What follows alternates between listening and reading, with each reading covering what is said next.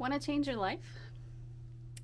The best thing you can do is learn how to disappoint other people.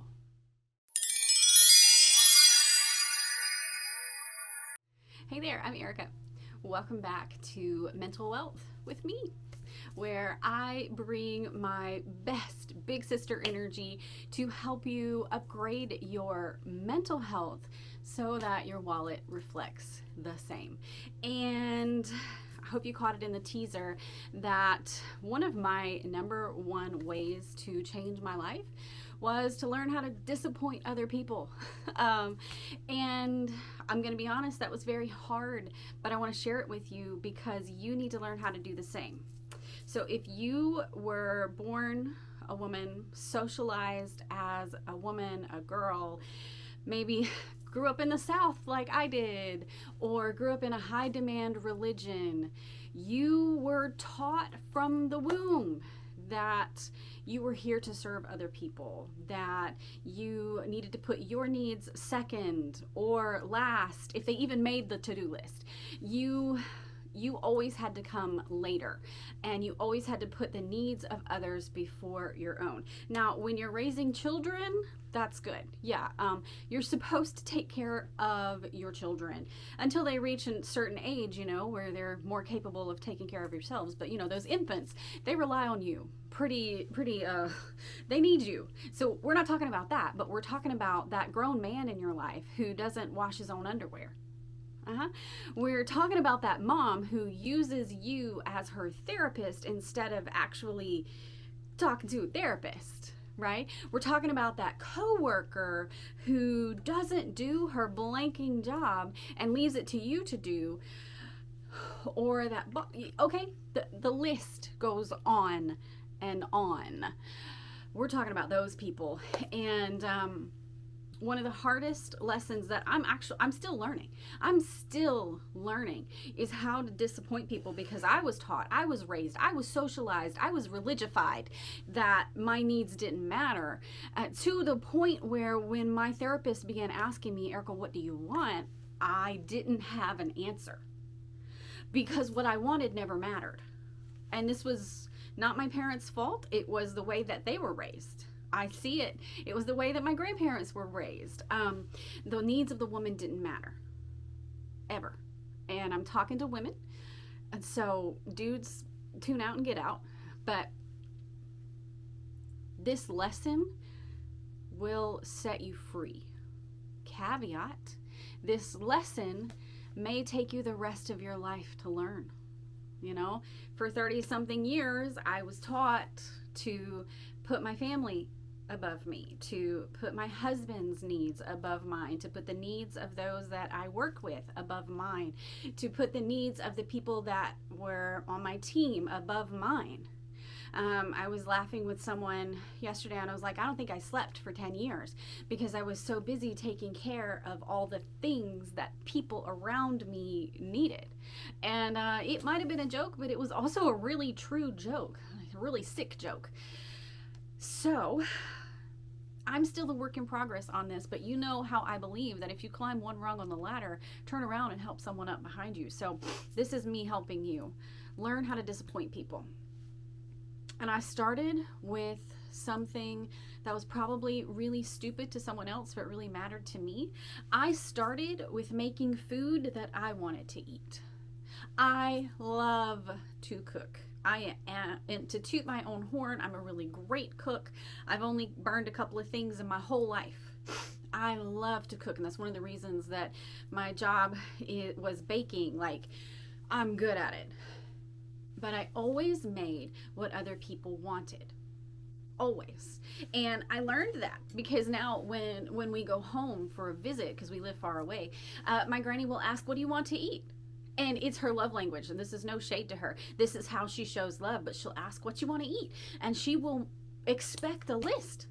And I will have to tell her what I want to eat. What snacks do you want? And she will stock them in the pantry. And that's just the way that she shows love. But I see that on this side of learning this lesson of, yes, this is her love, but also She wants to know what other people want so she can put their needs above her own. And that's where I started. And I'm still working on this. I still have this conversation with Solomon a lot because sometimes I don't want to decide what we eat. But I started making the food that I want. If I wanted burgers, we had burgers. If I wanted salmon, we had salmon. And if I wanted grilled dinner, we had grilled dinner, and he figured it out. You know? And that is still something that I am processing. But now when I sit down to meal plan, because I do meal plan, I think, all right, Belly, what do we want to eat this week? And we have that conversation. And I decide what I want to eat. Now, I got a good dude, married him because he was a good dude. He'll eat pretty much whatever I put in front of him. But I'm going to tell you that even if he didn't, it's kind of eat it or starve. And I don't mean that the hard way, but like what I want matters. The food that I want to eat matters, and my choice in the matter is important. And so it seems silly, but it's also important. So maybe you start with what you want to wear. Maybe your religion told you that you could only wear certain things. I grew up in a world where it had to be up to here and down to the floor. And breaking that, actually, that was really hard. I remember the first time I wore pants to church. Girl, I was gonna burst into flames walking in the door. And I kept showing up and I kept doing it, and I never burst into flames. And eventually I was wearing shorts because I live in Florida and it's hot, And so, yeah, I mean, that was what I wanted to wear. I didn't care what religion told me anymore, or what a man told me who was in religion. I didn't care about that. I wore what I wanted to wear, and it's hot as balls in Florida, so I wanted to wear shorts. And I know these things feel silly, but they also are super important. And so when I say you're disappointing someone else, Solomon may not always want to eat what I eat, and he may have a moment of disappointment where he's like, oh, burgers wasn't on my appetite for today, but you know what? I'm a grown man. I can eat a burger. Right? And disappointing the religious people who said you had to wear, jean skirts in 100-degree weather. They are nuts. They never had to wear a jean skirt in 100-degree weather, or they would have not said that. Disappointing them. That's fine. Disappointing your colleague who expects you to do their work all the time. Disappointing your boss. Now, not to the point where it gets you fired, but if they're demanding unreasonable things, no. And you document, because she who documents wins. Okay, before you get your butt in trouble at work, you better document everything, and you better send yourself all the snarky emails, okay? Before you do this, prepare yourself before you jump off the deep end here, but learn how to disappoint people, because the crux of the matter is disappointment never killed nobody. Disappointment ain't never killed anybody. It might hurt their feelings a little bit. And now if you've got a dangerous individual in your life, disappointment may cause them to lash out. So be smart, okay? I'm not telling you to do stupid stuff. You're a grown person. Use your brain. But disappointing never killed anyone. Let them be disappointed. Let your children be disappointed. Okay? Some people are raising brats because they never learned how to disappoint their own offspring. Girl, you pushed that thing out of you, or it took an exit through the sunroof. Learn how to disappoint that goblin. It is not going to kill them. Yes, they will throw a fit, and you will stay calm, cool, and collected and be like, are you done? Because disappointment never killed them. Learning how to accept no for an answer, learning how to adjust to the world not being set up for them, they'll be fine, because this whole real world thing that we got going out here, it doesn't adjust to the needs of a brat, and it probably never will. School, gonna push them. College, professors are really not gonna care. Workforce, they're gonna fire them. So disappointing your kids early really sets them up for success. And so it's cool, because you've lived probably a life of disappointment. Being a woman in this world, I can say that with all the confidence that I need to. You've been disappointed. You've asked for things and you haven't gotten them. Yet you've probably gone out of your way to make sure other people are not disappointed to your own demise. And it's time you stop that. And so I want you to put in the comment the person you are going to disappoint first. And it's not you.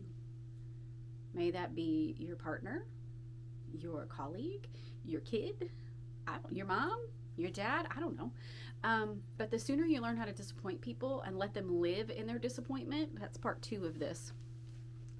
Don't fix their disappointment. Don't start negotiating. Don't say, oh, well, I mean, I wanted burgers tonight, but maybe we could have this. No.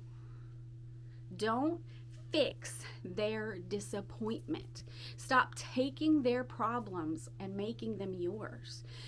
These people will learn to live with disappointment.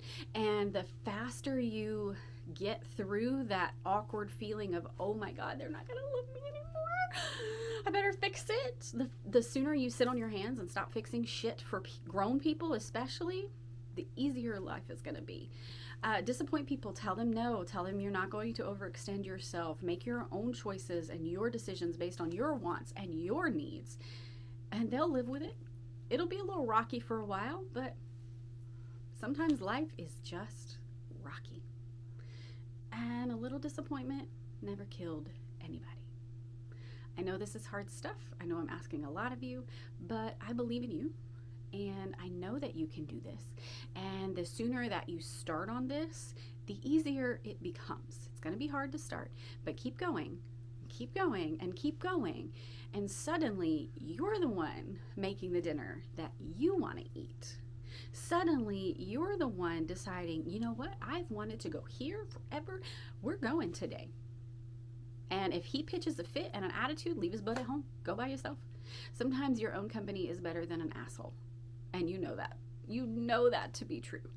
And he'll learn. He'll either get along or not. I know those are tough realities, but you're worth it.